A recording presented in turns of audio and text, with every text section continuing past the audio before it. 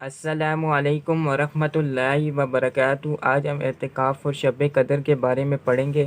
اس سے پہلے آپ نے چینل کو سبسکرائب نہیں کیا تو سبسکرائب کر دیں اور بیل آئیکن کی گھنٹی کو دبا دیں تاکہ آئندہ آنے والی ویڈیو آپ کے پاس جلد سے جلد آئے۔ اعوذ باللہ من الشیطان الرجیم، بسم اللہ الرحمن الرحیم۔ اعتکاف اور شب قدر۔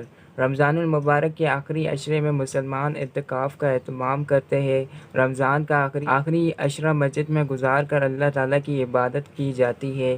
یہ عمل سنت ہے اور اس کی بہت فضیلت ہے۔ رمضان المبارک کے آخری عشرے میں ہی قرآن مجید نازل ہوا۔ قرآن مجید کی سورہ قدر میں شب قدر کا ذکر ہے۔ یہ وہ رات ہے جس کی عبادت 1000 مہینوں کی عبادت سے بہتر ہے۔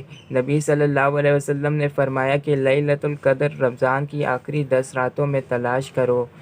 رمضان المبارک کی اہمیت و فضیلت کو مد نظر رکھتے ہوئے ہمیں اس میں بھرپور عبادت کرنی چاہیے، کثرت سے صدقہ اور خیرات کرنا چاہیے۔ دوسرے مسلمانوں کو کھانا کھلانا، سحری اور افطار میں شامل کرنا رمضان میں بہت اہمیت رکھتا ہے۔ رمضان المبارک میں قرآن پاک کی تلاوت اللہ تعالیٰ کو بہت پسند ہے۔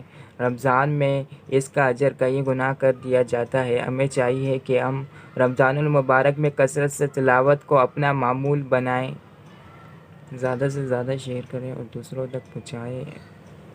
جزاک اللہ۔